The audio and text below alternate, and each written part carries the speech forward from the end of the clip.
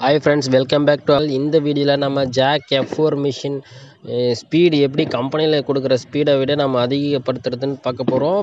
Plus and minus ரெண்டுத்தையும் same time press பண்ணிங்கன்னா plus and minus ரெண்டுத்தையும் சேமாக ப்ரெஸ் பண்ணிங்கன்னா F வரும்.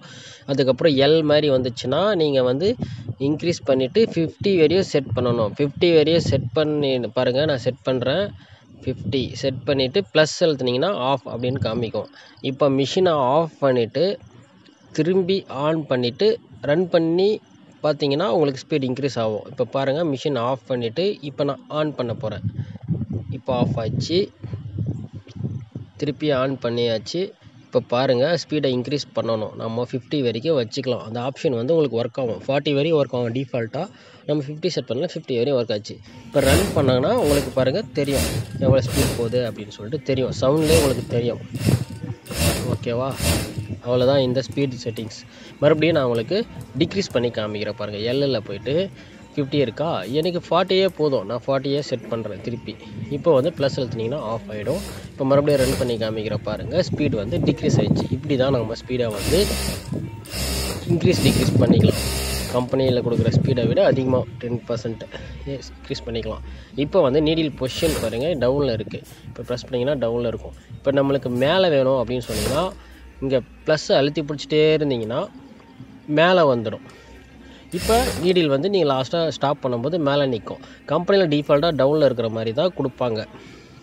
இது நிறைய பேருக்கு தெரியாது. இந்த பட்டன் ப்ரெஸ் பண்ணிங்கனாலையும் கீழே வந்து ஆஃப் ஸ்டிச் ஃபங்க்ஷன் ஒர்க் ஆகும். அவ்வளோதான். இந்த நீடில் அப் டவுன் உங்களுக்கு புரிஞ்சிச்சு. இப்போ மறுபடியும் பாருங்கள், இது வேறு ஒரு செட்டிங்ஸ் ஆஃப் பண்ணி நான் மறுபடியும் ஆன் பண்ணியிருக்கேன். இப்போ பாருங்கள், இது மைனஸ் அழுத்திட்டே இருந்தீங்கன்னா ஆஃப்னு வரும். இது நார்மலாக செட்டிங்ஸ் ரீசெட் ஆகும். மைனஸ் அழுத்தி பிடிச்சிட்டே இருந்தீங்கன்னா ஆஃப்னு வந்துச்சுன்னா மிஷின் ரீசெட் ஆகிடும்.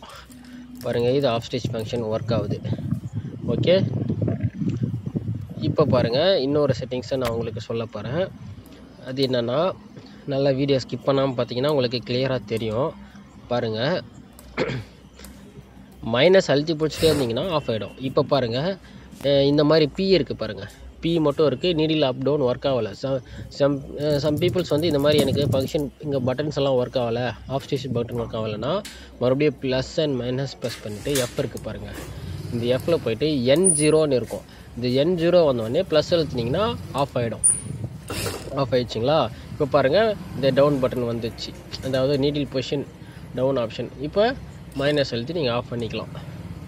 பார்த்தீங்களா? இதில் நீடில் அப் டவுன். சம்டைம்ஸ் வந்து நீங்கள் செட்டிங்ஸ் ஏதாவது மாற்றிட்டிங்கன்னா பி மட்டும்தான் இருக்கும், அப் டவுன் வந்து காமிக்காது. அந்த டேஷ் அந்த மாதிரி வந்துச்சுன்னா 2 பட்டன் ப்ரெஸ் பண்ணிவிட்டு N0 அப்படின்னு வந்ததுக்கப்புறம் ப்ளஸ் அழுத்தி நீங்கள் மைனஸ் பண்ணிக்கணும்.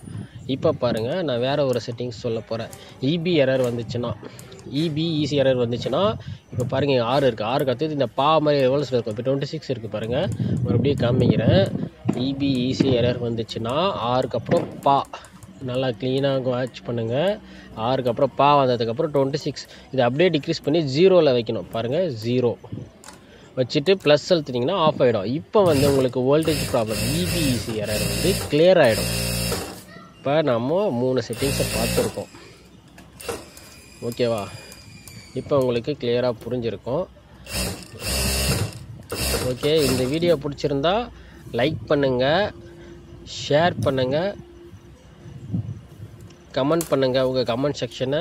மேலும் இது போன்ற அப்டேட்ஸ் தெரிஞ்சுக்கணுன்னா நம்ம சேனலில் ஃபாலோ பண்ணுங்கள். தேங்க்யூ ஃபார் வாட்சிங்.